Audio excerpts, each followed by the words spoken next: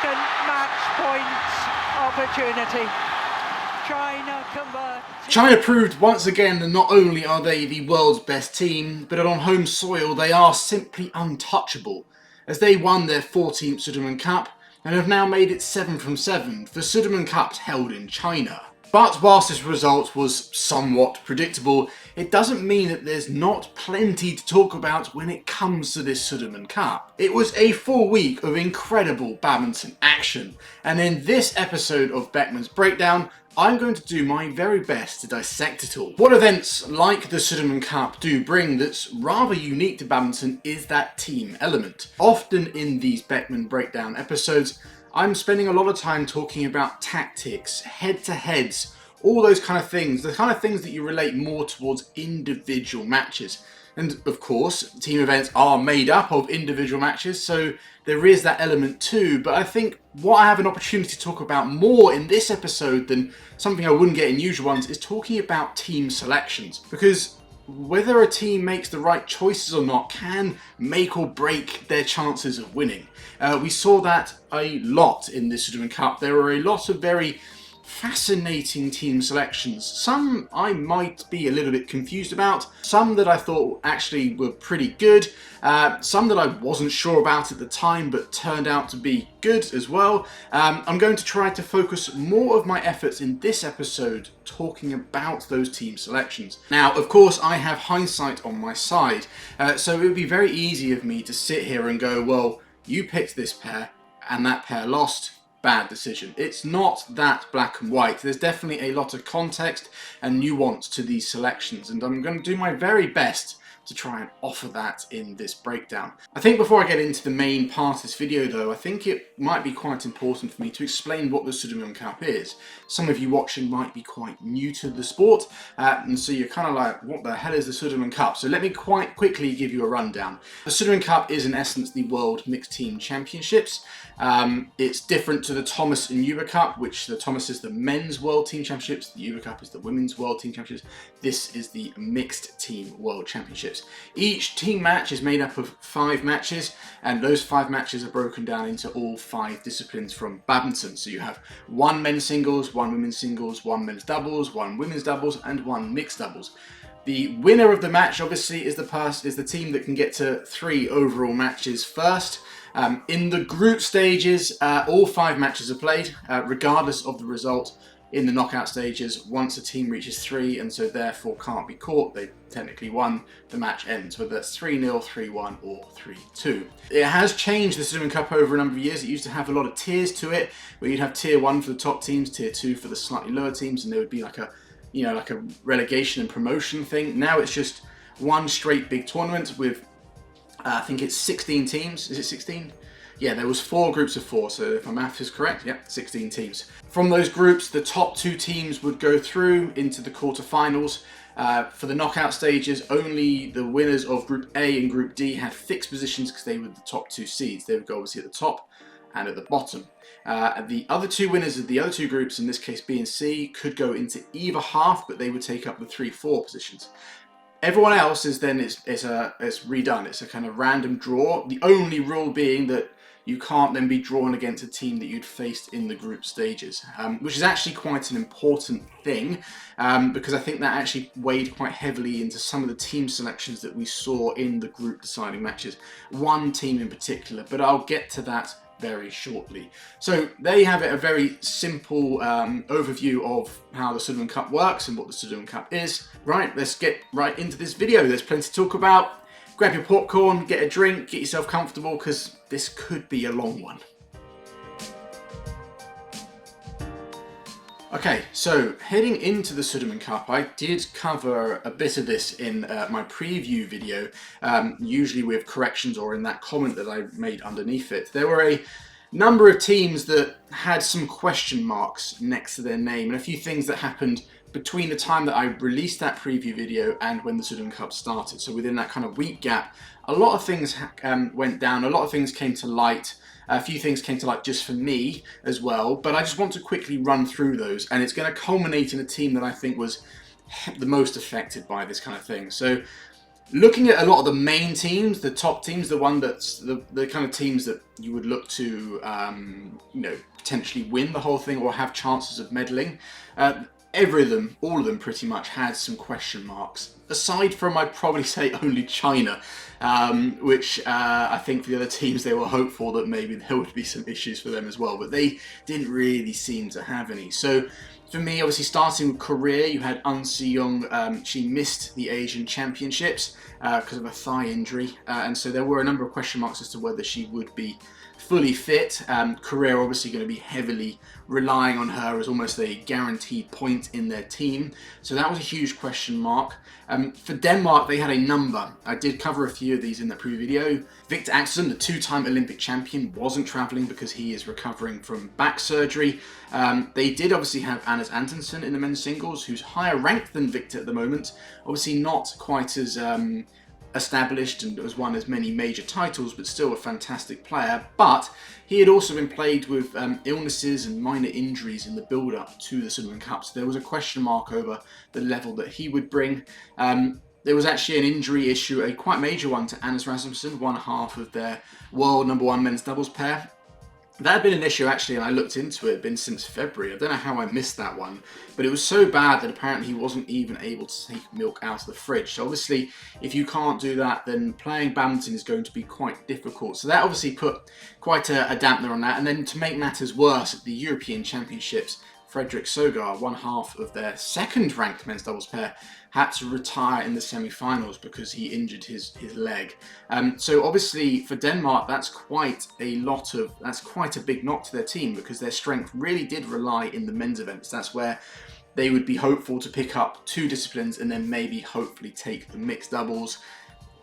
Their women's side of the game is a little bit weaker. They do have players that have the potential to beat a number of the top teams, but you wouldn't heavily rely on them. You wouldn't kind of think they're going to do it very often. So for Denmark to be within the chance for the medals, they would be looking towards their male players to deliver a number of key points. So with the question marks being heavily on that side, obviously Denmark weren't going into this tournament particularly strong. Malaysia had Lee Zijia out with injury. He's obviously opted for a protected ranking, meaning that he can't play for 3 months, so he won't be back until June. And then there was a question mark over Pearly Tan because she rolled her ankle incredibly badly at the All England. So question marks about whether she would be fully fit. But from the reports that I've been looking at, there were no reports coming out of Malaysia that her training had been hampered. So I think people were kind of thinking, yeah, she should be okay. And so the next team was Indonesia, and they had one major knock to them before the tournament began. They had a couple that actually happened throughout the tournament. I will get to that. And that was that their top women's singles player, Gregoria Mariska Tunjung, wasn't going to be travelling due to illness. That was quite a huge knock and to their chances. But I think the biggest team that was affected the most, and it really hampered their chances, was actually another team within Indonesia's group, and that was India. India, basically, after I posted that video, it was reported that both Teresa Jolly and Gayatri Gopichan won't be travelling. I think Gayatri's got an injury that she hasn't been able to recover from. That's a huge knock because really they're the only women's doubles pair, and they're a pair that have beaten and pushed all the top pairs in the world from every single nation. So losing that out, that basically means that their women's doubles aren't going to pick up many points. And then to make matters worse, literally 2 days later or whatever, it was reported that their men's doubles pair, their top pair, Ranki Reddy and Shetty, wouldn't be travelling due to illness. I couldn't find a report as to which one of those was ill, whether they both were or any further diagnosis. But the crux of it was, it doesn't really matter because their top men's doubles pair wasn't going to be travelling. So again, a bit like their women's doubles, they haven't really got anyone underneath them of that level or close to that level. It's probably even worse in the men's doubles, to be honest. So for me, with both those withdrawals for their team, I knew immediately that India's chances. In my previous video, I had India as a potential medalist. Definitely, I had them as a team going through the group stages. And they went basically from that to a team that I thought might even struggle to beat England in the deciding, in the 3-4 playoff as I saw it, and which actually almost happened. They did only beat England 3-2, so it was a lot closer than it probably would have been had India had their full team. So a big knock to their team. And then obviously as we got to the tournament for India, things only seemed to get worse as we saw the matches unfold. It's clear that Lakshya Sen wasn't fully fit because he wasn't selected in any match. They opted in the big games for HS Pranoy. Now HS Pranoy is a fantastic player, but I think at the moment currently Lakshya Sen, even though he's also not had a great 2025, is slightly higher ranked and been more consistent over, say, the last year or so. Pranoy's been struggling for the last year and a half, where Lakshya, although he's been a bit inconsistent, you probably see him as India's #1. So the fact that even their top men's singles player wasn't fully fit was a little bit of an issue. And another one is that Sindhu, PV Sindhu, was also, I wouldn't say she's injured, but she's only just come back from injury. So there were question marks over whether she would be fully fit, and it was quite clear from watching her play that she was struggling a little bit. And I've seen a lot of people talking online about how she's really been struggling with her form, and you know, that this kind of her performance at the Sudirman Cup kind of further cemented that. So yeah, it was a real tough campaign for India. They ended up coming third in the group. Like I said, they did beat England, but they struggled in the other matches, losing both to Indonesia and to Denmark. And it's a real shame because, like I said, I did initially think they could actually go through that group. But then with those two main withdrawals from their men's and women's doubles, that just completely destroyed their chances. So yeah, no, a real shame. Okay, so when it comes to the group matches and talking about those, I think I'm just going to skip ahead to the group deciders, because whilst there were some odd matches here and there within the early days, the early matches, it all kind of went to plan. There was no major upsets. There was nothing that kind of was overly surprising. And I think within the group deciders, there was some really interesting things to talk about. Obviously, they were kind of closer matches. And I think also, like I said, the team selections for some of them were really, really interesting. Starting with Group A, this one really was very interesting. For me, it was China versus Thailand. Now, in my preview, I did imply that I thought Thailand had a chance to beat China, purely because, obviously, of players like Kundavat in the men's singles, Deechpon in the mixed doubles, and the men's doubles, them having a strong women's singles lineup, and having a player like Sapsri with all her experience in women's doubles, that there was chances there. But as soon as Thailand put their team out, I went, okay, Thailand, in essence, they thrown the match. They opted for basically, it's not they put out a poor team, but they didn't put out their best team. They rested Kundavat, they rested Deechpon, two main players that really were the only ones I think that were going to give themselves the best chance of winning the overall match. Looking at it, initially I was like, oh, that's a shame, but it makes sense. I think for the simple reason that had they put their top team out, it still wouldn't have been guaranteed that they would have won. And whilst they would have, had they managed to beat China somehow, they would have taken that top seeded position, avoiding potentially teams like Korea or the top, Indonesia, the teams that were going to likely win the other groups. One thing that they knew they had going was that in the quarterfinals they weren't going to face China again because they were in the same group as them. They couldn't be drawn them in the quarterfinals. And so I think Thailand opted, rather than trying to put in their top players and potentially have really hard games and then be tired for a quarterfinal that might, it still might have been those top teams.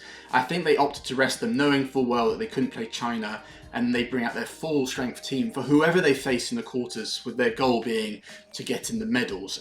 So I think the fact that they put in like Wang Charon, they put in Jomko and Kedra in the men's doubles, and in the mixed doubles they put in Tere Tatskul, They basically put in their second ranked players in every single discipline.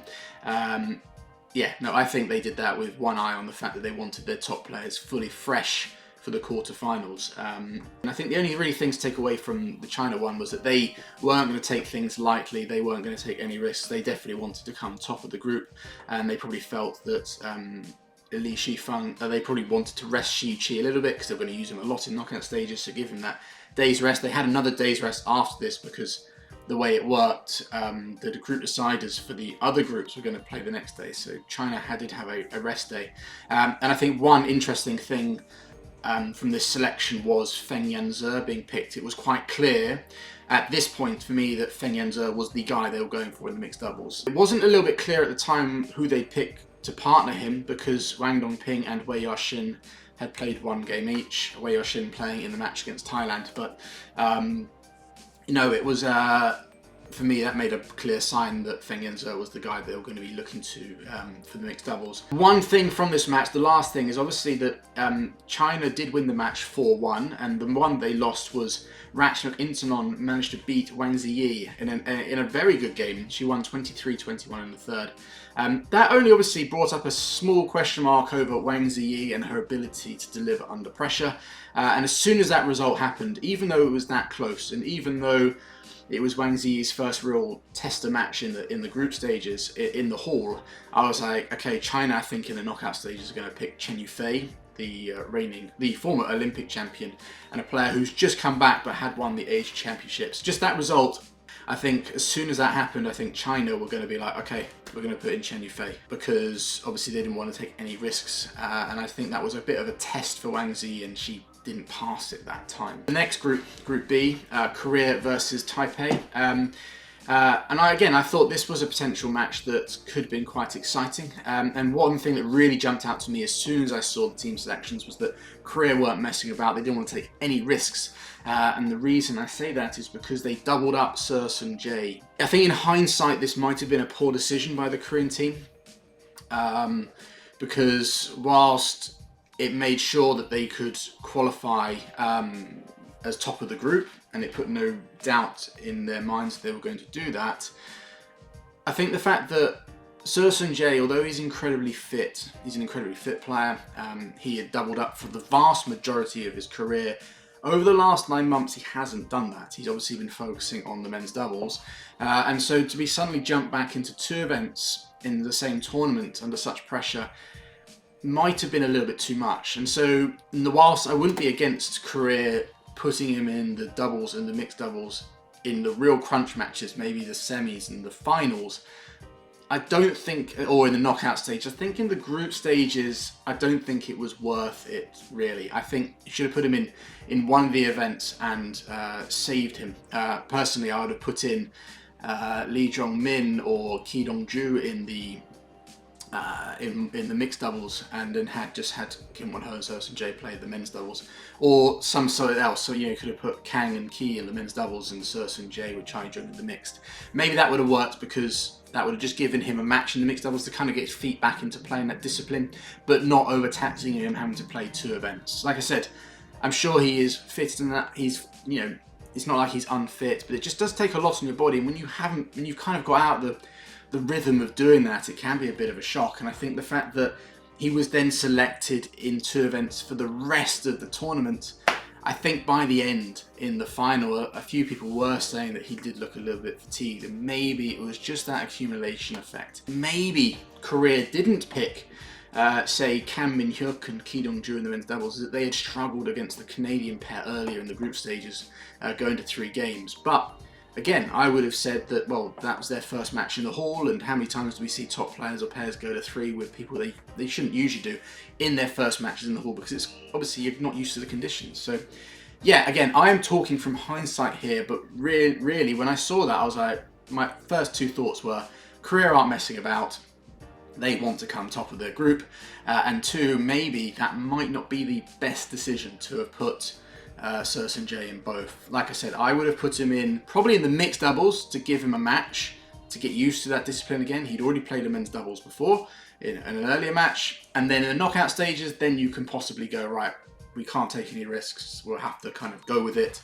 But I think they should have had a little bit more faith in the other players. I think that might have helped them further on. Next one, Group C. This was a really interesting one. This is Japan versus Malaysia. This ended up being the closest one of the group deciders. You know, impossibly close. Like, the winner of this match was decided literally in sudden death points. It was 3-2 overall, with Japan coming out on top. Now, I'll be honest, in my previous video, I did get this a little bit wrong.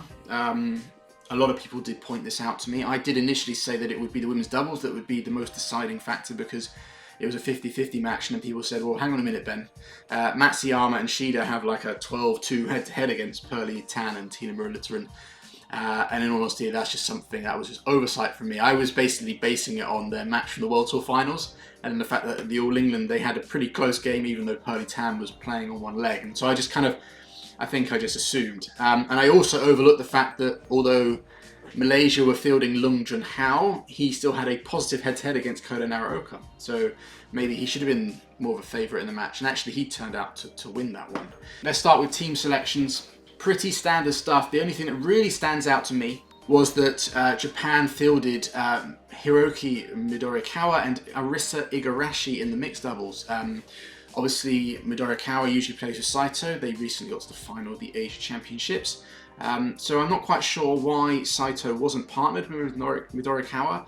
Maybe there's an injury issue, or maybe it's just because obviously Arisa has such experience in mixed doubles. You know, with her partnership with Yuta Watanabe, they won numerous All Englands, they won world medals, they've been Olympic medals. You know, the experience that she has is fantastic, and I think the fact that if you put it in a scratch pairing, it's very difficult. Your opponents don't really know how you're going to play, so teams can't really kind of prepare for you as well.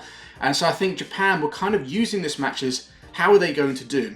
Could this partnership work? In this match it didn't. Chen Tangji and Toei Wei got Malaysia off to a great start. It was 2 close games. I didn't watch the match particularly closely, if I'm all honest. I think it was one of those ones that started very early in the morning. But still, regardless, when I saw the results, I did think that maybe Japan would kind of go back to playing Midorikawa with Saito. That didn't actually end up being the case. But yeah, I think Japan were looking for kind of that scratch pairing, that experience of Igarashi, and also just the fact that they were just testing them out to see how they could do. In terms of other selections, it's all pretty standard stuff for Japan and Malaysia. I think there's been some question marks over the match that turned out to be very, very decisive, which was the men's doubles. And that was that Hoki and Kobayashi played against Aaron Cha and So Yik. Now, the Japanese won this match incredibly closely. They saved 2 match points in the deciding game from 2018 down to win it 23-21. That kept Japan in the match. And I thought it was quite fitting, actually. Before I get into the team selection thing, I just want to say I think it was quite fitting. It was quite nice in a way, because 2 years ago, Hoki and Kobayashi held those 4 match points against China to knock out China and put Japan in the final, and they lost. So the fact this time they were able to save not quite as many match points, but still saving match points to come back from the brink, to win, keep Japan in, and then obviously set Japan up to ultimately win the overall tie. I just thought that was quite a nice story and something that I wanted to mention. Now, about the selection for that, there were a number of people that reached out to me, or there's been a number of questions actually for this video, saying, why were Aaron Cha and So Yik put in? Wouldn't it have been better to put Go Safei and the Zudin?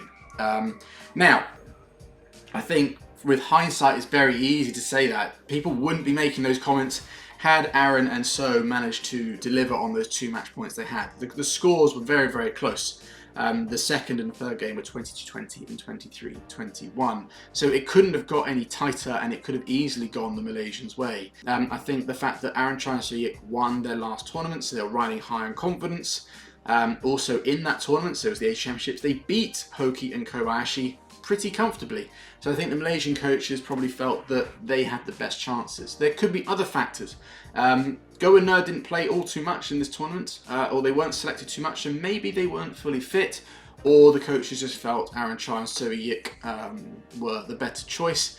I think there could be an argument for saying that because Aaron Cha and So Yik are under BAM, that maybe they got a little bit more favourable selections in that respect. But I think when it comes to this one, that wasn't the case. In terms of, I will quickly talk about what I think they did lose it, because they were in the driving seat, and it all looked to me, when I watched this match after the first set and a bit, it looked quite similar to how the match at the Asia Championships went. It looked like Hoki and Kobayashi were off pace. They weren't flowing, they weren't fast. They almost looked a little bit defeated. They were hanging in there, because they wanted to. Obviously, when it's a team event, you tend to hang in that little bit more because you don't want to give up your team. And in all honesty, if I had to sum it up with one thing, I just felt that Aaron Cha and So Yik had their necks firmly pressed on Hoki and Kobayashi's neck. They had the advantage. And then just when they should have just kept it there and finished the match, it just seemed like they let their foot off the pedal a little bit. Just gave that slight chance for the Japanese to come in, to come back into the match. And once they did, it was quite noticeable how the mood of the Japanese pair changed. Suddenly, they're playing much more like the Hoki and Kobayashi of old. And so I just think the fact that the Malaysians were just about to close the door and they just let it open and the Japanese took their chance. And then obviously when matches get really, really close, anything can happen. So yeah. And then just lastly, deciding match was an absolute epic women's doubles. It was far closer, although the Japanese once again did win. It was an incredibly close game and proved that although the head-to-head is like, what now, it's like 13-2. When both pairs are playing well, it can be an incredibly close match. They're very, very similar in the way that they play. But yeah, it was Japan that came through in the end 3-2, and that proved to be incredibly important because unfortunately for Malaysia, they were drawn in the quarterfinals against China, a team that they didn't really stand too much of a chance against. So they weren't able to win their third consecutive bronze medal or third consecutive medal, and it was all down to those that men's doubles. Those 2 match points. I'm sure Aaron and So are kicking themselves ever so close to getting that medal. But yeah, that's the difference when it comes to these things. It was a very exciting and enthralling match. And the last one was Denmark versus Indonesia. Now, I think this is one of the most interesting team selections I have ever seen at a Sudirman Cup. I thought Indonesia were incredibly brave in the team that they put forward. Very interesting choices. I honestly thought I was seeing things when I saw their team. It definitely left me kind of thinking, what are the coaches thinking? Because let me run through it. In the mixed doubles, they put in a scratch pairing. They put in their second men's singles player, their second men's doubles pair, and their second women's doubles pair. They basically didn't put in any of their top players or their most experienced players, which I thought was really, really interesting because whilst they did actually win the match, and so it did pay off, there was potential with the team they put that Denmark could have easily won, and then they would have topped the group and taken that second seeded position. Because you've got to remember, 2 years ago, Indonesia lost that deciding group match to Thailand. So they came second, and then they were drawn China in the quarterfinals. And they obviously lost that, losing out on their chance of the medals. The fact that this year, if they win the group, they would have been put in the second seed position. So not only potentially avoiding China in the quarterfinals, but the semifinals too. So being in the opposite half, guaranteed. The only position where they're guaranteed to be the furthest from China. And so to put a team like that where, although they're very capable and they did win, there was risk that they couldn't have won, that they might have lost. On the surface, like I said, it sounds really bad. They didn't put any of their top players, other than obviously the women's singles, because Wadani was their top pick at the tournament. But all the other disciplines, there was potential to pick a more established or stronger pair. But having said that, I think you can kind of, I can explain away maybe two of those. In the mixed doubles, I think Indonesia have been struggling, and I think the fact that they just were trying any pair they wanted, they keep mixing their pairs up. 2 years ago, they put in a different pair every single time in the mixed doubles, and this time they almost did the same thing. So I think having a scratch pairing of Rinov and Wijaya, I think they were just trying something, see if it would work, because they had nothing too much to lose in the mixed doubles. I think also that mixed pair, scratch mixed pair, is probably just as good as any other mixed pair they've got. In the men's doubles, I think there was issues with Alfie and Ardiento because they weren't selected for any matches in the entire tournament. So I think the fact they went with Fikri and Martin, who were their second pair they brought, that makes sense. And for the second women's doubles, I think, although they're technically their second women's doubles pair, I think Denmark's women's doubles is their weakest discipline, so I don't think Indonesia felt too threatened. The one selection that was very interesting was Awi Farhan being selected to play against Antonsen. I think many people felt that it should have been Christie, because that men's singles potentially was a 50-50 game and quite an important rubber for both teams to win. So the fact that Indonesia put in Awi Farhan, it was a bit of a very surprising one. But it turned out to be a great pick because Awi Farhan played sublimely well and beat Anders Antonsen. I actually want to talk about that match a little bit and their two singles players in general, starting with Farhan. I said at the start of this year, I've always been a big fan of his ever since I saw him win the World Juniors. But I did say in a video at the start of this year that I felt that if he wants to push forward, I think this year he's going to have to make a mark. And he's done that. He's had some great results at the start of this year, beating a number of top players. And then he's backed it up even more with the way that he performed against Antonsen, and getting a win is just a huge bonus. I think had he even not won that, I still would have thought he showed signs to me of upping his game. Just looked far more mature, far more patient. When I've seen him in the past, he's very, very fast, very attacking, but you could see that junior mentality of just forcing things all the time, not knowing when to not take on risky shots or to not try and force the issue. Whereas here, against Antonsen, who's a very smart player who will capitalise on any sort of tactical weakness or issue that you have, for me, it was like, even in the long rallies, he was looking to attack and to put lots of pressure on, but he was also like, okay, I'll hit the high lift, or I'll put it over him, or I'll play the patient game. I'm not going to get suckered into doing silly things. So it was, for me, a real sign that he's starting to make that transition from junior to senior. Physically, he's really good, and he looks like he keeps getting stronger, but he's always been fast, always been quite athletic and very solid in his movements, but it was usually his tactical choices, just a little bit gung-ho.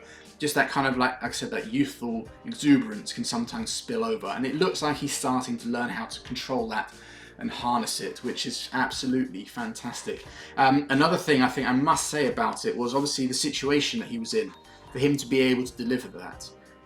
Indonesia went into that match 1-0 down, and like I said, this was a hugely important group match.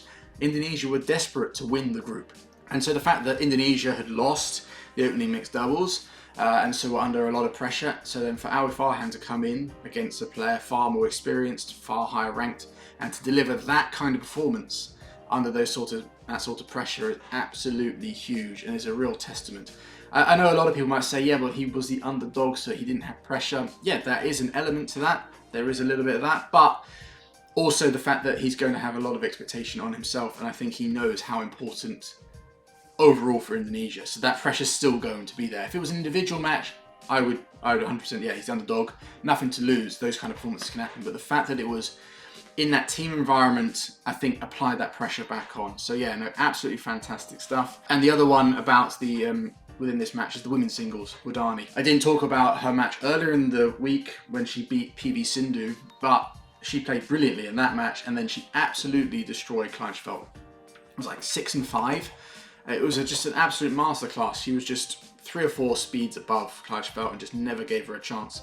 And again, this goes for both her match against Sindhu and against Kleinschfeld, and actually also in the knockout stage she did the same thing.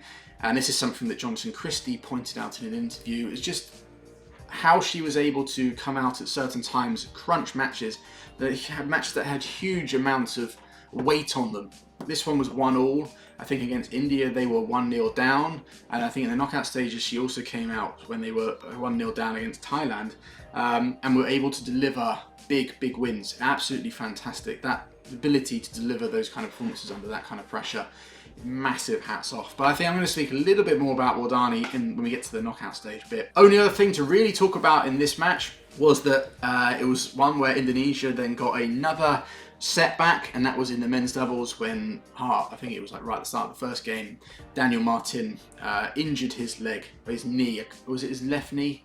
Pretty sure it was his left knee, maybe it was his right, but it doesn't really matter. He was clearly unable to move, yet him and Fikru were still able to win that men's doubles.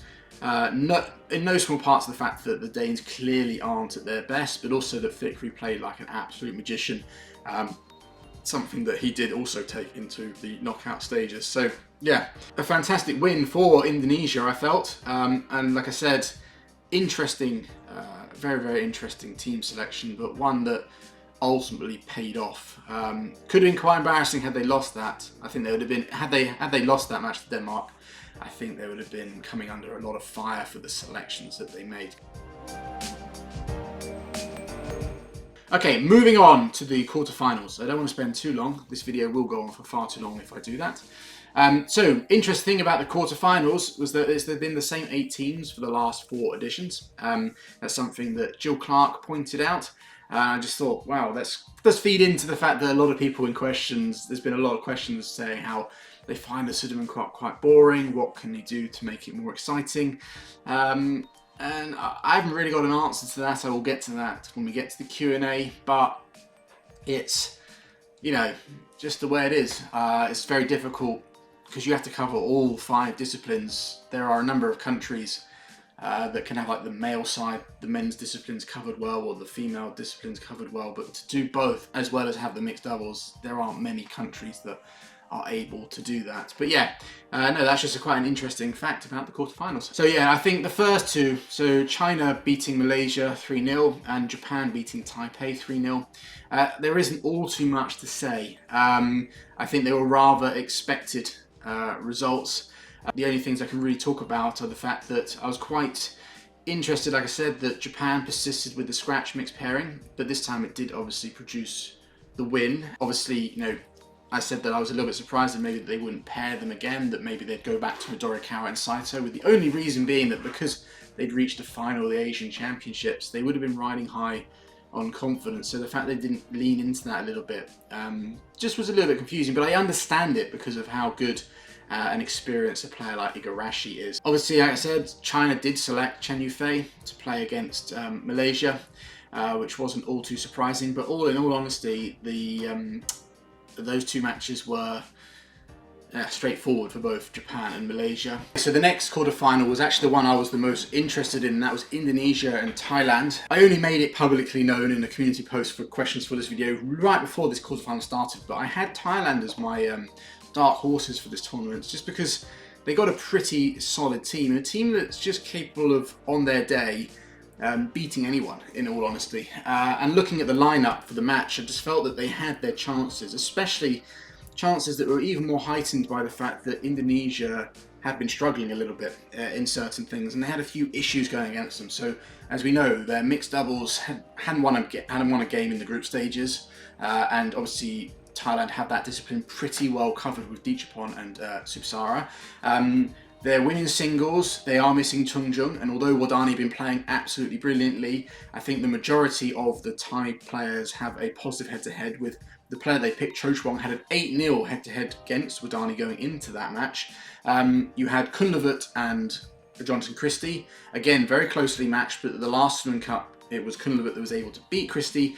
In the men's doubles, Indonesia had to field an old former partnership of Fikri and Maulana because of Daniel Martin's injury, and clearly there were issues with Alfian and Ardianto. So although Fikri and Maulana are former All England champions, they hadn't been playing together for a long time, so there was a little bit of uncertainty. And then in the women's doubles, again, I think like Indonesia have very good pairs and strong pairs, but none of them are like superstars to the point where you're like, they're going to definitely win that. Again, there's a little bit of doubt, and whenever you're looking at these Sudirman Cup matches, and I will talk about this a little bit later in regards to China actually, but we're always looking at, are there potential? Is there like any bit of fragility? And I just felt when I was looking at the lineup, I thought Thailand have an incredibly good chance to defeat Indonesia, and they started off very well as Dichapon and Subsara absolutely won their match very, very comfortably. And then again, like I said, this is where we come to talk about Wadani. I said I was going to talk about her a bit more. She put in yet another fantastic performance to beat Pompaway Cho Chuang. 8-0 head-to-head against her going into this match. I think this was the match that, like I said earlier, Christie talked about in his interview, that the team, Indonesia, are 1-0 down. She comes on second. She's against a player that she's never beaten before in a quarter-final of a Sudirman Cup, where if they lose, they go 2-0 down going into a 50-50 men's singles match. So she knows that she's going to put, if she doesn't win or she can't win, her team are going to be in a really difficult situation. Being 2-0 down in any Sudirman Cup match is hard to come back from. You don't see too many comebacks from the death of 2-0 down. And yeah, so also on the line is a potential medal for Indonesia. They haven't medalled in the last two Sudirman Cups. All these things. And Wadani came on and just played absolutely brilliantly, handled the pressure, handled the situation, was able to get her first win over Cho Chuang. Like I said, I can't sing the praises of her enough. She's not just a fantastic badminton player, but I think what I really want to make clear is just how she's able to handle and deliver those performances under those situational pressure. It's just absolutely fantastic, brilliant stuff. And I think that's what actually helped when Christie then went on. I think that gave him that momentum, that kind of belief. Had he been 2-0 down going in against Kunlavut, I think it could have been a different match. But the fact that Wadani was able to make it 1-1, I think the pressure flipped back onto Kunlavut a little bit more, because I think Thailand saw their chances as they won the mix. They could go 2-0 up because Chochowong on paper should have won that, and then Kunlavut could have used the fact that they were 2-0 up. That momentum could have really helped in his match, but obviously it being 1-1, I think it kind of gave Christie a little bit of thing, and he took that and he played brilliantly.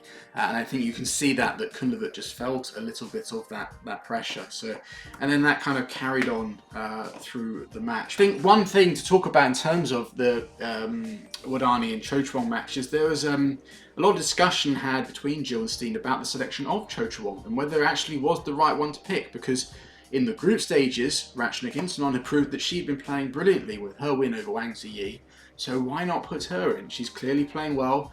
She beat the world number 2. She's beaten Wadani before as well, so why wasn't she picked?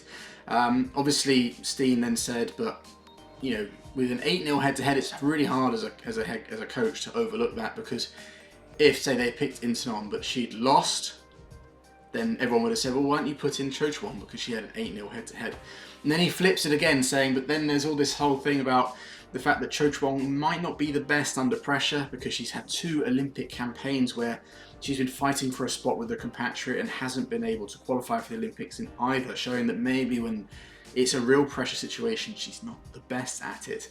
And this was a truly pressure situation because she was the heavy favourite with a real chance to put her team in a commanding position in the Sudirman Cup to get in the medals, you know, all those things. So maybe there's a lot of, you know, you can look at it from so many different angles and you can go, oh, they should have put in Ratchnok because she beat Wang Ziyi, but then they should have put in Chochowong because she had that 8-0 head-to-head, and then it's just really interesting to talk about. But I think really what comes to it is that, yeah, Chochowong did play a very nervous match. Although the first set was scoreline was close, it was only because I think Wadani just let her in. But that was another thing actually that impressed me about Wadani, was that she let Chochowong in, even though she then won that first game. She let go a 12-point lead. I thought maybe from there we might see Chochowong take control, but no, Wadani kind of resettled herself and then almost won the second game just as comfortably. It was really, really impressive stuff. Like I said, I can't sing her praises enough. The last match, the last quarterfinal, was Korea versus Denmark. And again, it really was, there isn't too much to talk about here. Again, the team lineup was pretty predictable. Korea doubled up Surs and Jay once again, but he didn't need to play both, and Korea came out 3-1 winners, with their one loss being in the men's singles, a discipline they lost every single time in every single match they played. Although actually, funnily enough, in this one was the only time they really had a chance. They really came close, because Jun Jin did push Anders Antonsen to 3 games. It does raise for me quite an interesting thing, a discussion about how Anders Antonsen is able to handle pressure in team events. He's proven himself quite a few times that when it comes to individual competition, he's able to handle pressure pretty well, whereas in team events he tends to slip up. We saw at the last 2 Thomas Cups he's lost real crucial matches. He obviously lost to Awi Farhan in the Sudirman Cup and then been pushed to 3 by Jun Hook Jin, who isn't a bad player, but definitely Korea's weakest discipline. So I think the fact that he was actually able to win might counter that a little bit. And I have to consider the fact that there are just more individual tournaments than team ones. So the fact that Anna's, I'm not saying that, I did say that he's a bit stronger individuals, but mentally, but it doesn't mean he's infallible there. I just think obviously gets more chances to do it. I just think, yeah, it's a tricky one for him, because I think he had to be pushed up. He's obviously always sat behind Victor Axelsen. But yeah, no, I think there definitely are some question marks for me personally. We'll have to see when we move into the Thomas Cup next year how he handles it, if he's able to turn it around.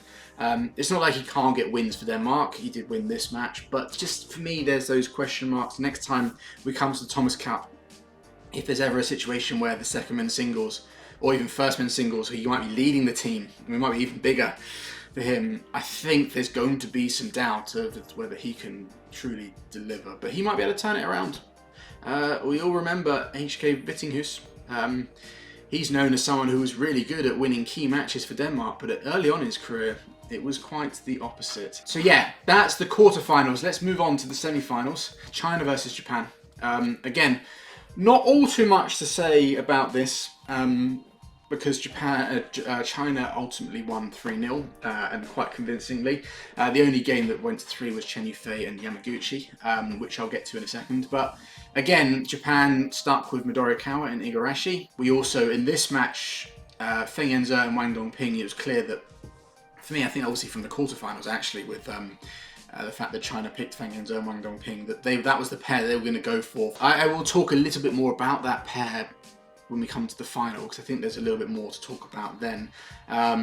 Shiyuchi versus Naraoka. Again, it was quite comfortable. Shiyuchi was in absolutely blistering form. I think really throughout this whole tournament, there's only his match against Liu Chuk-yu where he showed a little bit of dipping in and out. You know, like sometimes he can play really hot, sometimes really cold. Everywhere else, he was pretty much on absolutely amazing form. Naraoka's just far too... Shiyuchi's attack is just so good, and Naraoka, whilst his defence is really solid, he does sit back a little bit too much and allowed Shiyuchi to control. I will say in the second game, Naraoka started to play a little more aggressively. I thought I'd seen signs of him doing that a little bit more in his game over the last 6 months, especially at the tail end of last year. But I haven't seen it for a little while again. But it looked like he's still capable of it, and it really frustrates me because I feel like he is the male version of Yamaguchi, and when Yamaguchi really, she's always been amazing, but when she won her world titles, or when she really kind of like became the world #1, was that top player, was when she added more attacking elements to her game. And I feel like Naraoka's in that same situation, because he can't just keep going on the way he is. He's not going to have the biggest attack, but he's got a lot of skills, he's very fast, and he can play some really nice subtle drop shots. And I just think he just needs to try to develop that. He probably is. I don't know what his training's like, but it's just frustrated when I watch him play sometimes. And the last one, like I said, China really are putting their eggs for Chen Yufei over Wang Ziyi, which again I think is a wise choice. But for me, from this her match with Akane Yamaguchi, it just cemented to me that Yamaguchi just isn't fully fit.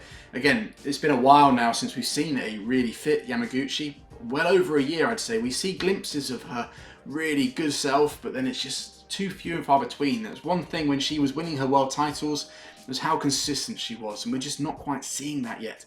We did see glimpses of it, but even in her earlier matches in this tournament at the Sudirman Cup, she'd have dipped in and out, and I think there's a little bit of a fitness issue, and I think Chen Yufei played on that. I think even though Yamaguchi won the first set, Chen Yufei made the game really, really tough, knowing full well that probably Yamaguchi didn't have the legs in her, and that if the match went to 3 games, then it would be her win, and that's pretty much how it went.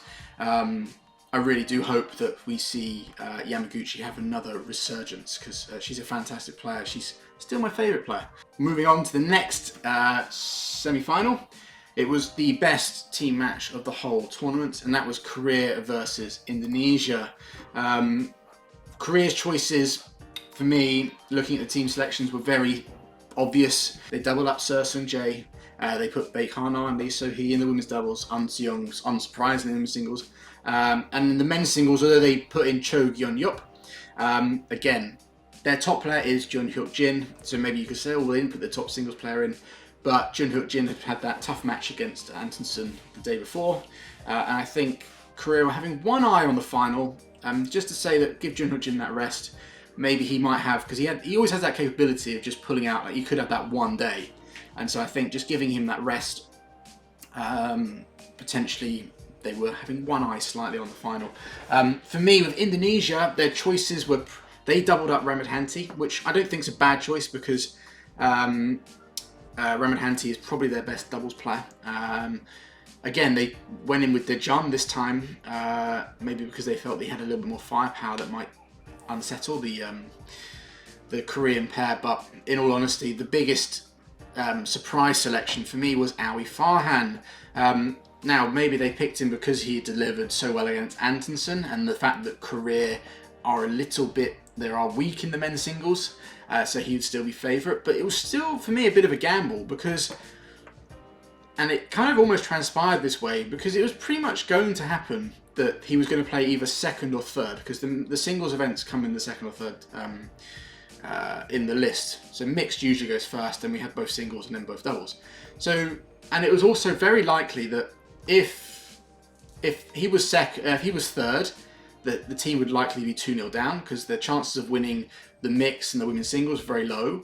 And if he came in second, which is what he did, the chances of him going in with Indonesia down were also pretty high. So the pressure on him to deliver as the favourite is quite high. Were Indonesia willing to take that risk? Well, obviously they were, but it's a bit of a risk again because you'd say Christie, if he had played, he would have been a huge favourite and probably would have come through that very comfortably. They stuck with their faith, Ali Farhan, and again, a bit like I've sung the praises of Wadani, again I have to sing the praises of Ali Farhan because, like I said, he came onto the court when the team were 1-0 down, and he knew that he was the favourite, so that adds different pressure to being the underdog like he was against Antonsen. And it's not like Cho Gyun-yop is a walkover. He's a good player, definitely capable of having his day. And so Ali Farhan knew that if he lost, Indonesia were pretty much out because coming on next for Korea was Seong, world and Olympic champion. So he knew he had to deliver. So like I said, just a lot of pressure. And it was quite clear that pressure was almost too much for him in the first game. He was very nervous, but look how he turned it around. He lost the first set to 16 and then won 8-8. And he just grew and grew in confidence. Just again, I was very, very impressed with his patience. And also I felt what showed again here is, like I said, he had pressure and nerves. And I think Ali Farhan 3 or 4 months ago in this situation, that would have spilled over from the first game into the second. And that second game could have also been very close. And then there's real risk that he could have lost. But no, he turned it around. He almost steadied it enough to win the first game. But then he came through and won the second and third very comfortably 8-8. So again, a really fantastic, very mature, very professional performance. And Indonesia's gamble per se in putting him in that second in the singles spot paid off. And I actually think that might pay off for Indonesia further down the line because giving him those 2 matches, those 2 big wins for him under all that pressure. Another thing is that in a semi-final it's on 1 court, which is very different to how he played in the group stages where there's multiple courts. It just adds to it all. So yeah, I can't sing the praise enough, but I think that's going to pay forward because I think that's going to help him get more confidence in his game and it's going to help him progress further on as this year progresses. So that's exciting stuff. Obviously, I have to talk about, again, Wadani put in a very commendable performance. She stuck with Seong for a game and a half. But I just think the relentlessness of Seong just proved too much in the end. It's like a constant. You can't get away with anything against her because she's going to keep getting it back. She's going to keep hitting with great quality. She's going to keep, if you've got to find a tactic that works, it doesn't work for too long because she's able to counter it. And she just never gives up. She's almost like, I can remember seeing an interview of Kento Momota and he was like, my best quality is that I just don't give up, that I'm just willing to do whatever it takes to win the match. Even if it's ugly. We've seen him win so many matches where he wasn't playing his best, but he was able to find a way. Seong is exactly the same, and that puts a lot of, it really does have a physical toll, and a mental toll, on an opponent. And I just think it got to Wadani. She just hit her wall, and then Seong pulled through. And then the men's doubles. This is the last match I'll talk about when it comes to this one, because the women's doubles, although it was a great game, there's not really too much to break it down. I just think the Koreans' experience and Lee So-hee's experience in team events came through in that one. But that men's doubles, obviously Kim Won-ho and Seo Seung-jae, all England champions, they've been the pair of 2025.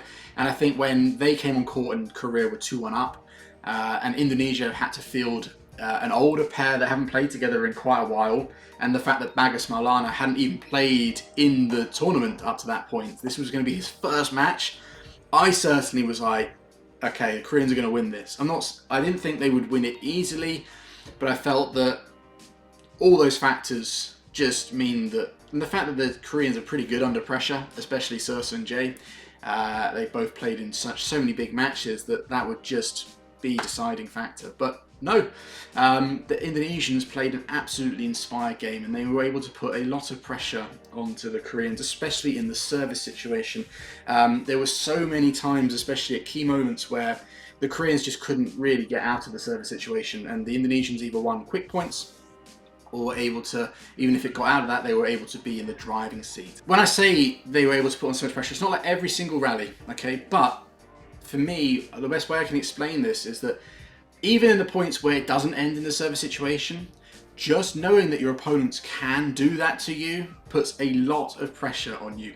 And I also felt that did obviously affect Kim Won-ho and Seo Kim Won-ho did look a little bit nervous at times, but also the Indonesians were able to do that within the rally. You know, they're obviously a great attacking pair, but they were able to find situations where they could almost get into a situation where the Koreans weren't able to defend their way out of it. So absolutely fantastic stuff. Last thing I will say about the Indonesian players. No, actually, there's a couple of things. Let's start with the Koreans, actually. Like I said, Kim Won-ho did have a few nervous moments. And so did Seo actually. In the third game, there were so many times where he'd win 3 or 4 points, but then he would then lose, make 3 or 4 errors. It was very uncharacteristic of him. And usually when I've watched this Korean pair throughout the year, if one of them is having a slightly bad patch, the other is usually having a great patch. So it kind of counters it, and then never at the same time are they both having a bad time, or if one's having a bad time, the other one's having an average time. But in this match, there was definitely a lot of moments where both of them were just kind of, one was off and the other one wasn't rising. They were staying in their usual steady game, and that just allowed the Indonesians to have even more opportunities. That, I think, was quite a deciding factor. For the Indonesians, I felt Fikri was an absolutely playmaker. He did that in the match against the Danish pair in the group stages. But Bagus Maulana, I noticed, and I watched him at the All England, and actually a little bit before, he's got himself in such much better shape.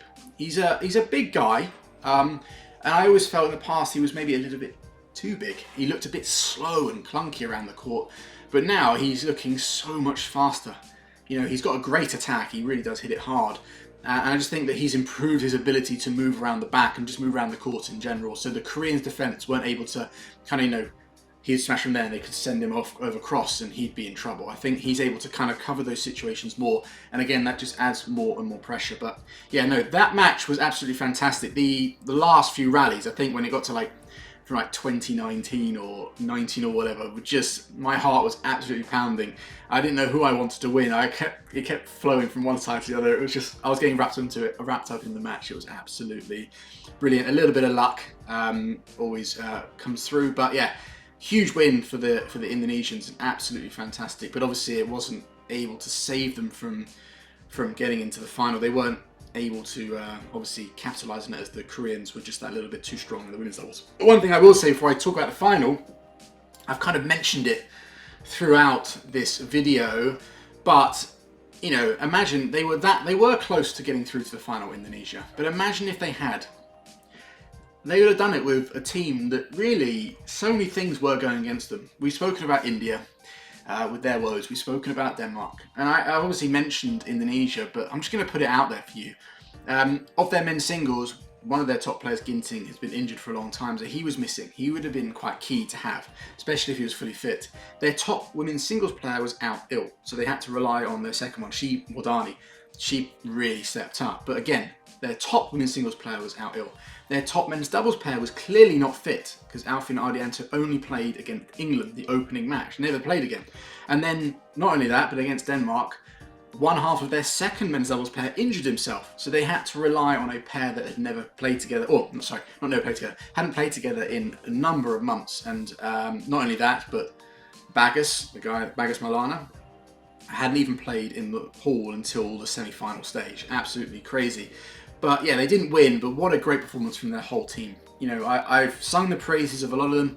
I think they should be really happy. They were able to get back in the medals. They had been out of the medals for the last 2 editions, and they were this close to making it to the final. It was absolutely fantastic performance from their team, and huge credit to them. But obviously, credit must also go to the Koreans. They were able to hold their nerve in that match and come out as winners and set up the much anticipated final against China. The final, it was the final that everyone was expecting, and it was the final that people were hoping.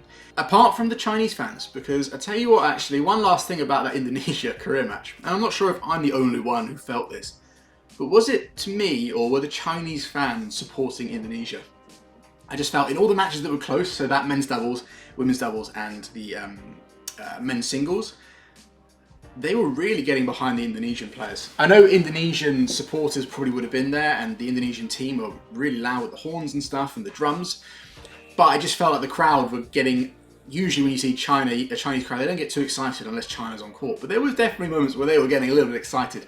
And I think it was because, and no disrespect to the Indonesians, I think the Chinese fans felt that Indonesia would have been an easier final for them. So I think they they're a little bit more worried about Korea.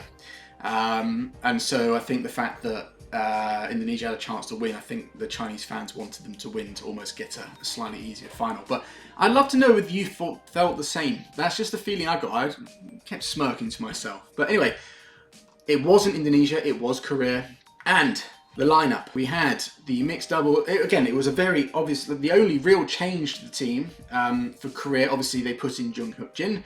A bit like I said, I think they were resting him for the semis to hopefully give him a chance.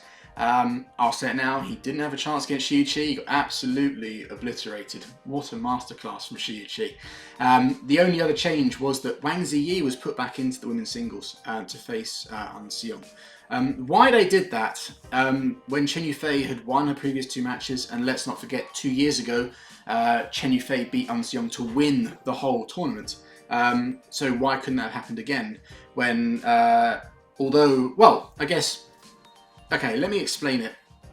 And there might be a little bit of roundabout thinking here, but obviously in the last few times this year that An Seong has played Chen Yufei, An Seong has won pretty comfortably because Chen Yufei has only been coming back to competition. But that was probably quite a big factor, and the fact that Wang Ziyi has been really the only player that's kind of pushed An Seong. You know, we saw that at the All England, able to push her, and Wang Ziyi was the last player to beat An Seong at the World Tour Finals at the end of last year. So maybe they felt that Wang Ziyi, with her slightly better attack, might be able to put a little bit more pressure on An Seong. I think An Seong against Chen Yufei would probably feel a little bit more comfortable. Having said that though, I think another factor was, I'm not sure that would have been as much of a factor as some people might think. I think a big one as to why Chen Yufei probably wasn't picked is she probably just didn't have the legs.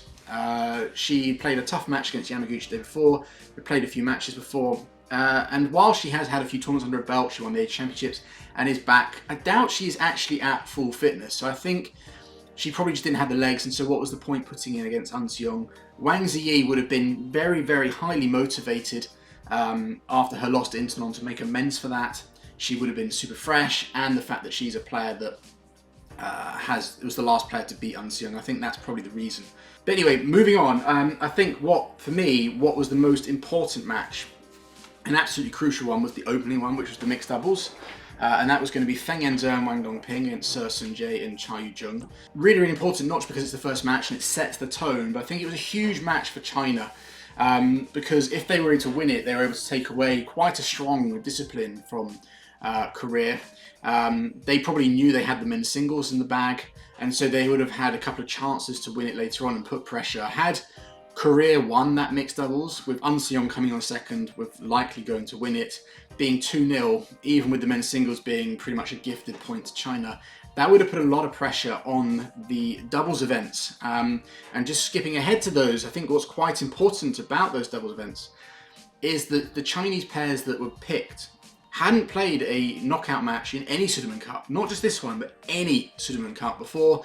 And they were, because they'd been in the team or the squads in previous Sudirman Cups, but never got to play in previous ones. And this one, the match had never gone that far that they would needed to play because they'd won 3-0. Whereas both Korean pairs that were playing had played. Regardless of whether those Korean pairs won or lost, it didn't matter, they had played in the hall. And I think that can be a little bit of a factor, especially in a really crunch match. It didn't prove decisive in Indonesia versus Korea. Yes, I grant it, I do know that. But I still think it's a factor that needs to be considered. But the bigger one was more the fact that those pairs, although they're very, very strong and very successful, they're both Olympic silver medalists, just the fact they hadn't had that team experience, which is completely different in such a big crunch match. I think had China gone into either of those ones where if that pair had lost, they would lose, that pressure can really, it can almost be too much. But so yeah, as a result, I felt like the mixed doubles, because it was going to be 1-1 through the singles, the mixed doubles would have given either team the lead. So I think it was such a crucial match. And talking of it, it was the Chinese that came through, and it was a great, great match. And this is where I did actually mention earlier that I wanted to talk more about Feng Yanzhou and Wang Dongping when I got to this section. For me, I was incredibly impressed throughout the whole tournament, but especially this final, with Feng Yanzhou. Let's not forget that 2 years ago, it was his loss in the opening mixed doubles to Japan that almost cost China the Sudirman Cup, almost cost them their first loss on home soil. And ever since then, when it comes to major competitions, the major tournaments, he's always been a little bit of a weakness. You know, he's never been able to, the World Championships, at the Olympic Games, at the All England, bar this year, he's always gone out early. You know, at the big tournaments, you know, he can do very well at the 500s, 750s, but when it comes to, and also the Asian Games, when it comes to those big ones, not quite able to deliver. But he was able to deliver this win here. And I actually think that little time away from Wang Dongping, those few tournaments where he's played with Wei Yaxin have done him absolute wonders. I know it's only a short period of time, but he just looks like such a more confident player. He's so tall. He's like 195 centimeters, but so often in the past he's looked like the smallest player on court. But in this tournament, and especially in this final, he really took charge. And I think he was able to, one other area I think he's developed, he's able to use his, it's the wrong word to use his brain more, but he's finding the gaps, those little cross-court, little soft shots into space, stuff that you see Seo Seung-jae do so well. Feng Yanze starting to do that a little bit more. He's just looking a little bit more solid in his movement. His like mid-court touch, he's hitting it with more confidence and purpose. There's no second guessing. I always felt that he sometimes would second guess his shots, whereas now so much more purposeful and so much more positive in the way that he played, and that just came across in this final massively. And actually one particular spot, the last thing I'll say about this, was at 14-15 in the deciding game, Cha Yu-jung served in the net. Served short, sorry. And then the Chinese pair ran away with it, and they dominated the service situation. I think every single rally from there didn't go more than 4 or 5 shots, maybe bar one. And Wang Dongping served brilliantly. And now it's very easy, having said that, to kind of chalk it up to Wang Dongping, the more experienced player, got the game under control and served brilliantly. But I actually think it was Feng Yanze that really kind of settled behind her, because before Cha Yu-jung missed that serve, Wang Dongping had put a few out, made a few errors, looked a bit nervous and tetchy, and it was, I think, Feng Yanze steadied the ship. And that's one of the first times I've seen him really do that and win one of these crucial matches where it could be slipping away from them. Again, there's a question later on about players that exceeded my expectations, and Feng Yanze is one of them. And lastly, I have to talk about the pair that won the match, because again, when it comes to the singles, again, Eun Seong was just able to handle the pressure, able to handle the situation really well, much better. Shows how much, I think, even her, she's been able to grow a little bit since the last Sudirman Cup where she wasn't able to do that. Obviously slightly different situation, but she played really, really well. And then, like I said, in the men's singles, it wasn't really a contest. But the women's doubles, like I said, Liu Shengshu and Tang Ning delivered a very comfortable win in the end against Beckman and Lee So-hee. I have had people actually talk about, I've heard people say, why didn't Korea put in Kim and Kong?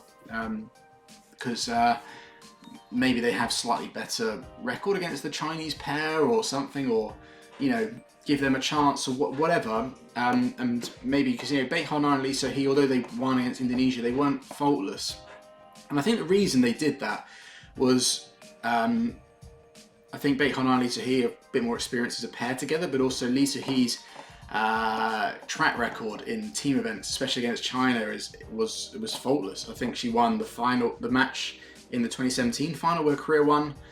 She won a key match at the 2022 UNBEATABLE Cup where Korea beat China in that final.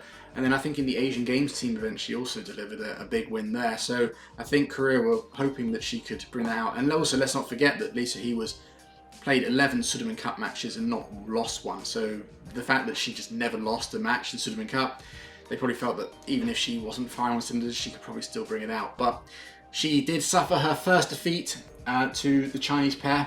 And I have to give a huge amount of credit to that pair as well, because like I said to you already, this was their first match in the knockout stages at this Sudirman Cup, and it was their first, I think, knockout match in any Sudirman Cup for them. And although they're the Olympic silver medalists and I think top pair in the world, just the fact they had never experienced that, and the fact they were able to play the way they did, fair play to them. One thing about them I felt that has actually improved recently since I last really watched them play was, again, their patience and willing to work hard on the long rallies just seems far better.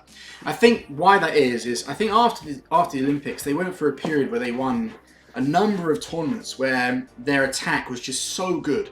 They would literally just blast their opponents off the court. And so I don't think they were pretty much winning without having to kind of be patient, because the attack was just working that quickly. And then they suffered a few losses. The World Tour Finals, or a little bit before then, and a few times throughout this year. And usually it was to pairs that were far more solid. Like the Korean pair, I think, wasn't it Beckman and Sahi that beat them at the World Tour Finals last year? Because they were just playing that really kind of simple, basic game, almost frustrating the Chinese to go for more and more.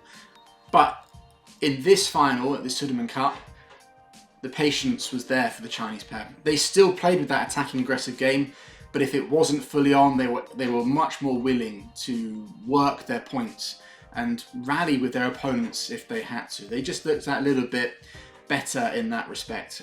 So yeah, fair play to them for really improving that, and also for being able to handle their nerve and deliver that winning point. I think one thing that did help them a little bit was that obviously China were 2-1 up. But still, I think the pressure was there, because had they not won that, you could probably argue that the Koreans were favourite in the last event in the men's doubles. Even though they had lost the day before, I think they still would have been favourites. So there's still that pressure to deliver, and they did. This actually leads nicely on to the last thing. I kind of angled this earlier. For me, it's quite, when we look at, it was when I was talking about when we look at team selections, or we try to look ahead at these kind of tournaments.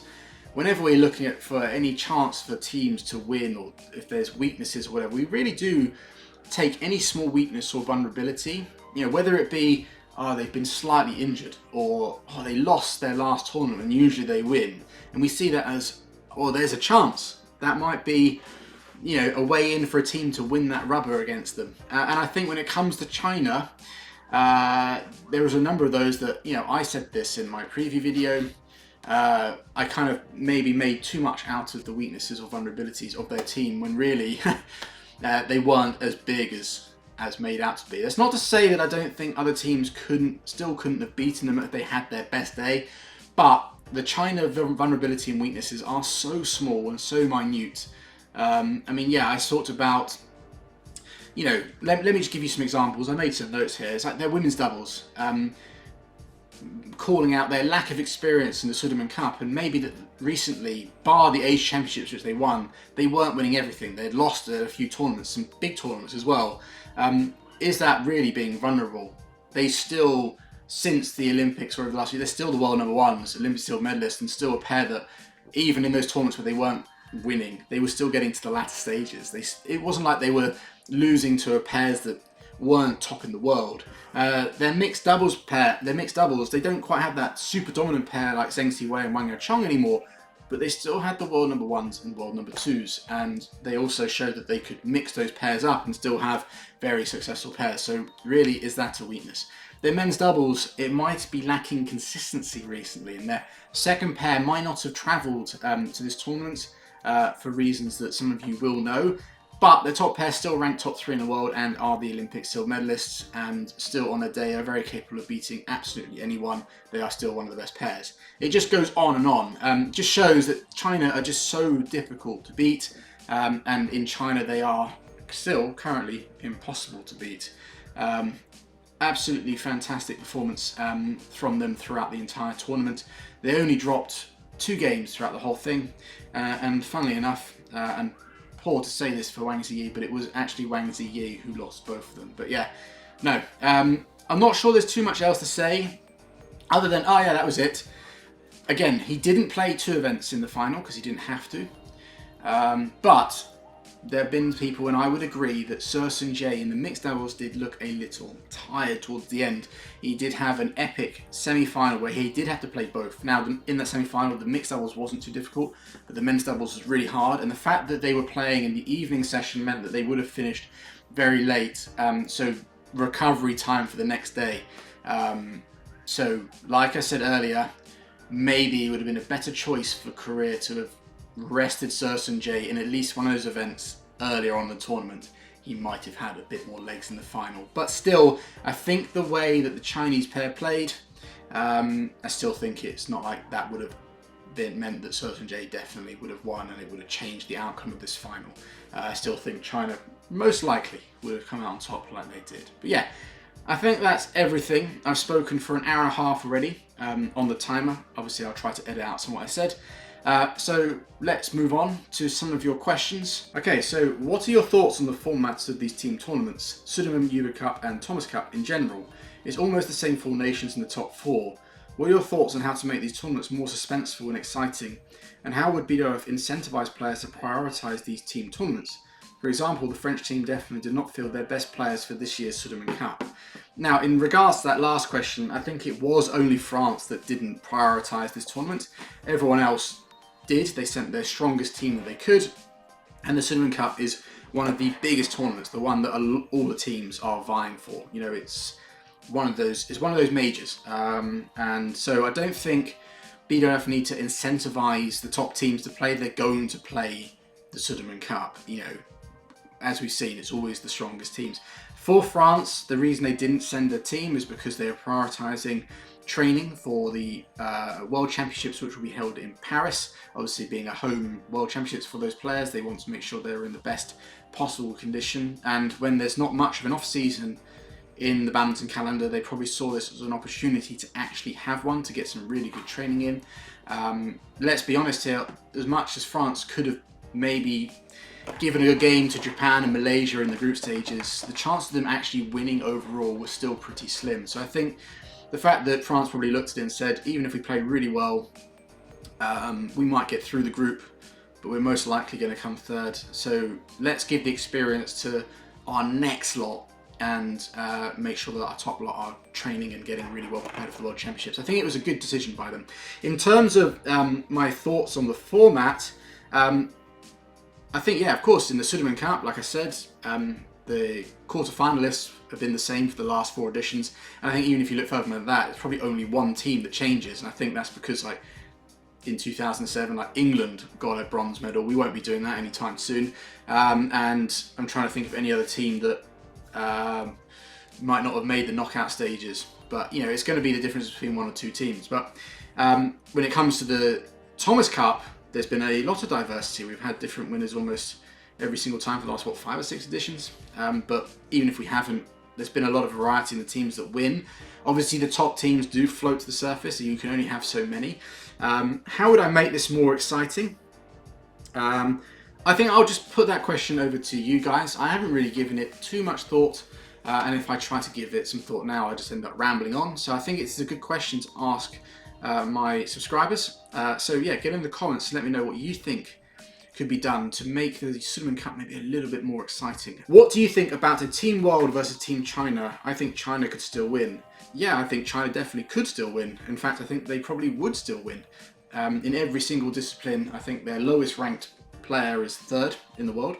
And even below that, you know, even though you look at their women's singles, they use Chen Yufei a lot. She's not that high ranked, but based on the way that she plays, she is the equivalent of a top 3 player. So I think it would be very difficult for the rest of the world versus China to win. I think that'd be quite an interesting, fun tournament actually, a fun like exhibition, a one-off match. You know, you got like the Ryder Cup in golf and you know, all that kind of stuff. I think that could be quite fun. China versus the rest of the world. You know, I think we've had a tournament where it's Europe versus Asia, but I think realistically, we probably the Europeans need a few Asian players on their team to make that competitive. Which players exceeded expectations and which ones underperformed in your opinion? So I think you can all guess players that exceeded my expectations. I've spoken about all of them here. Firstly, Feng Yanze. I've always been a little bit critical of him, especially his ability to handle high pressure situations, but he showed that he can do that in this tournament. He played absolutely brilliantly. Just the way that he played, it's just, he's added layers to his game and he just looked so much more mentally strong. He actually looked the stronger one of his partnership with Wang Dongping, which was really impressive. And the other two, I would say, are Wadani and Awi Farhan. They exceeded my expectations. I've always rated them very highly, but just what they both did under the situations, I've said that so many times now in this video, but I can't keep repeating it. Those two were absolutely amazing. Who underperformed? Well, I think you probably have to say Wang Ziyi underperformed. She wasn't able to win any matches. It was the only matches that China lost. I know it was a close one against Intanon, and Intanon's one of those players that she's so skillful and so elegant. She can bring out, she has her day, she's still one of the best in the world. And so, yeah. And then Wang Ziyi, but the fact that Wang Ziyi lost that and then also wasn't able to have a particularly close game with Un Seong, especially after what we saw at the All England. I know Un Seong was a little bit under the weather, I believe, at that All England final, and probably a little bit in better shape at this Sudirman Cup, but she just was a little bit underwhelming. It's not like she played badly, it was just I expected maybe a little bit more from her in that respect. Anyone else? I was a little bit underwhelmed by the way Kunlevut played in his match against Christie. I thought that, I really like the way Kunlevut plays. He's one of my favourite players to watch. And I always thought that he was pretty good within the team events. But Christie played really well and was able to capitalise, but I just felt Kunlevut wasn't able to deliver the same sort of performances that we kind of expected, especially, he won the recent Age Championships. He wasn't able to bring that level. And one more, I'd add Anders Antonsen to that. I kind of already spoken about his ability to deliver performances under team event conditions is still under question, and he had not a great tournament, losing to Awi Farhan and then being pushed by Jun Hook Jin.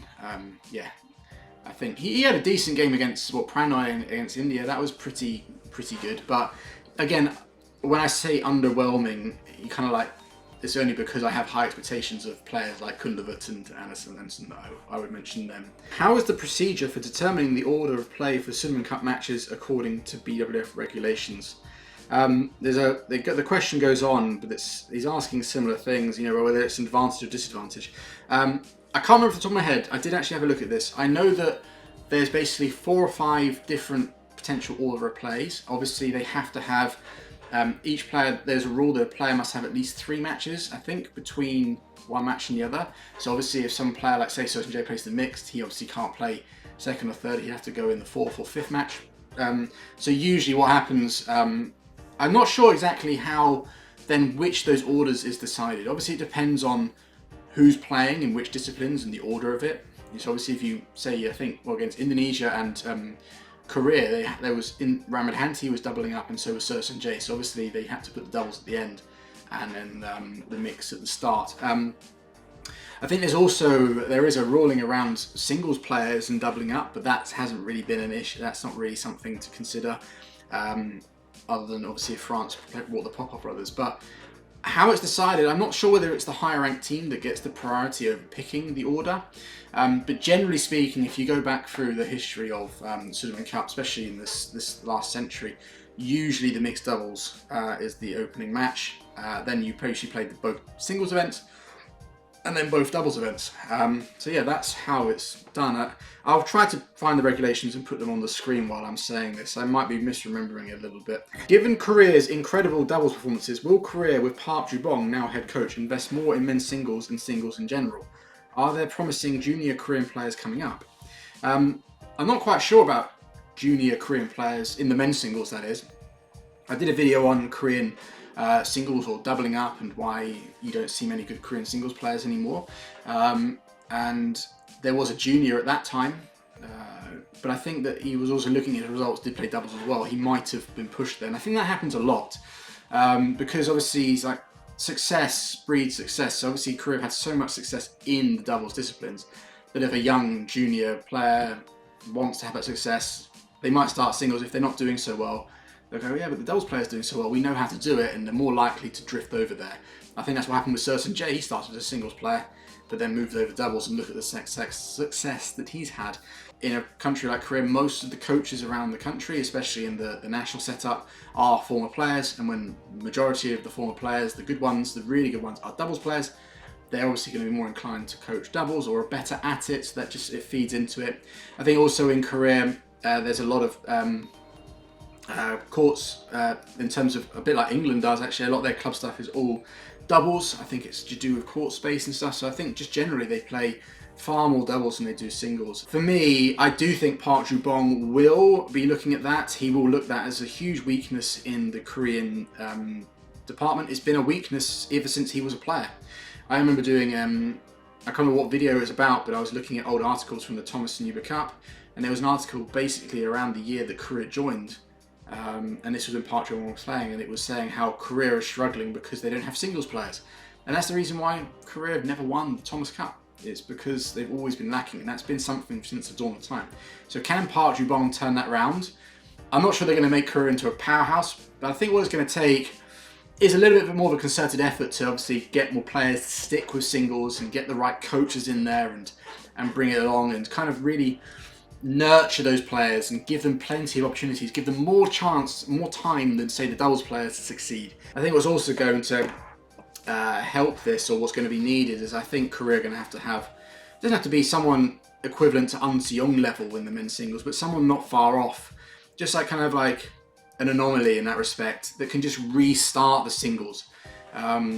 Because after, say, Sean Won-ho and his Achilles rupture, what was that, around lockdown time, they really haven't had anyone come through that's that great, to be honest. And I think with Sean Won-ho's injury, it's kind of put a stop to the kind of a little bit of momentum Korea had, because throughout the late 90s, early 2000s, 2010s, they always had one or two players. But then since Sean Won-ho got injured, they didn't really have the next one to come in. Yeah, there's a whole thing to it, but I'm saying I think it's going to rebuild that. Park Ji-won's going to have to hope that a little bit, rely on one, maybe two players coming on that have got real talent, getting the right coaches in to nurture them and giving them more time, you know, being a bit more forgiving in the fact that it might take a little bit longer for them to get results on the world scene than it is for doubles players. I think doubles players, they can get them in from like junior up to senior within 2 years. I think with singles, I think it's going to take them like 6 to 8 years. So yeah, those are my thoughts on that. Okay, one more. Who do you think will be the next country best poised to upset China? I think the obvious choice is still Korea.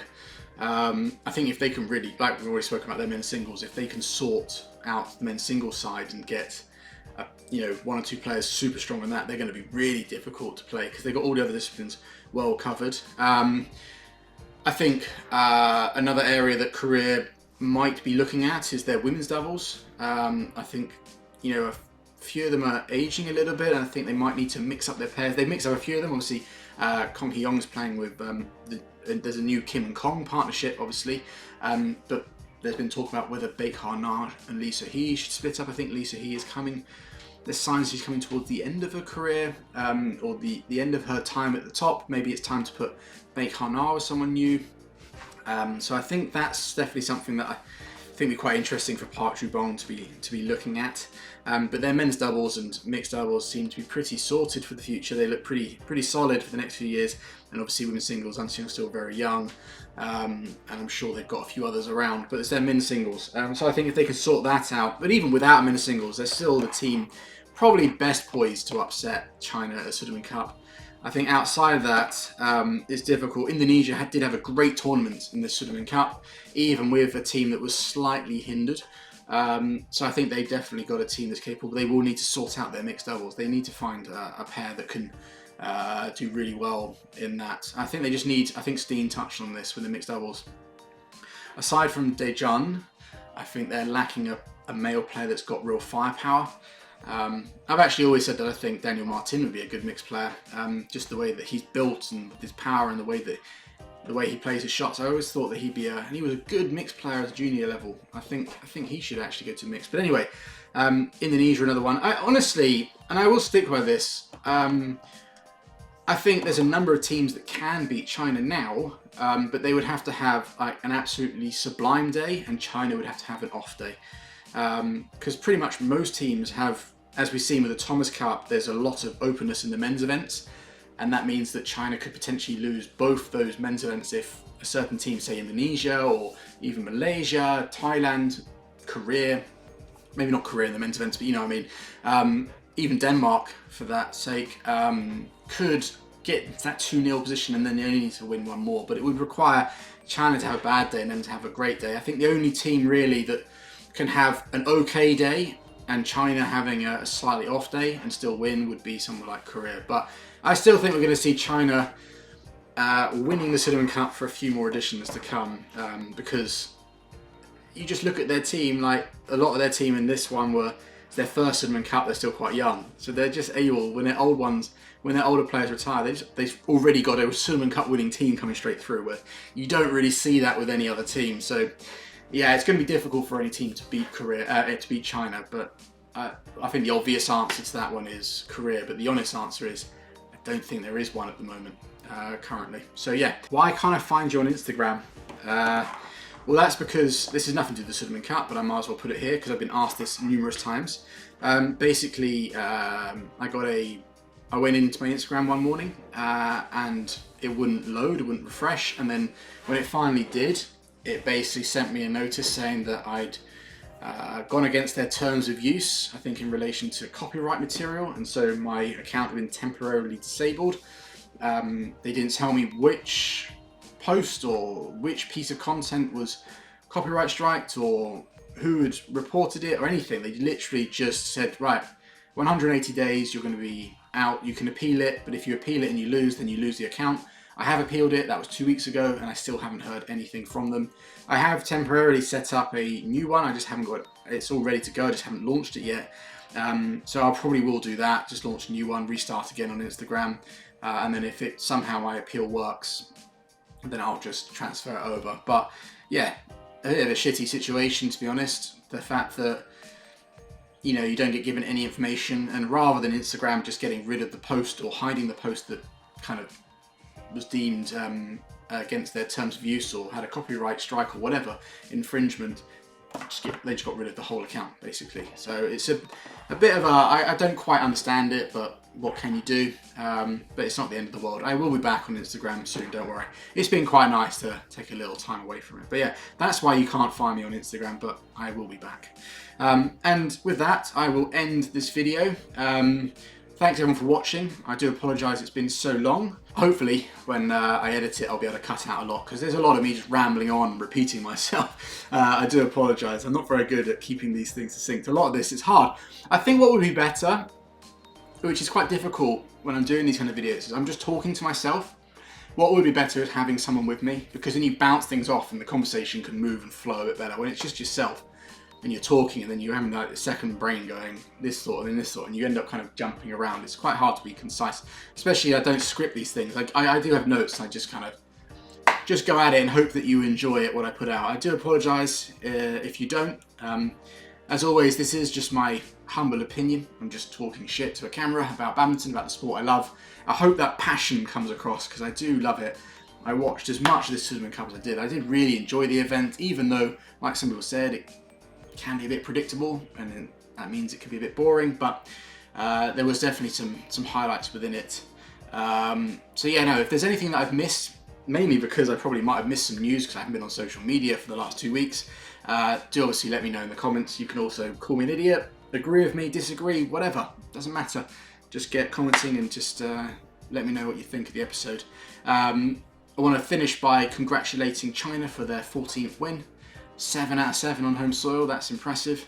And obviously also congratulations to the other medalists, Korea, Indonesia and Japan. It was a great event. Next time you'll see me will be for the Thailand Open, which is Super 500. I'll be doing another Beckman's breakdown of that. In terms of longer format video, you know, the ones where I do, you know, either answer a question or about biography, that will take a little bit longer because I just recently started looking into a video on the daddies. I eventually bit the bullet and went, you know what, let's just do it. I've already read over 500 articles, and that's just scratching the surface. There's obviously 25 years of stuff to go through on those two players, but I am really excited, super excited to bring you that one. Don't ask me how long it's going to take me, because it's going to take a while. It probably won't be out until the summer, but yeah, anyway, that's enough from me. I've been talking for far too long. See you in the next one.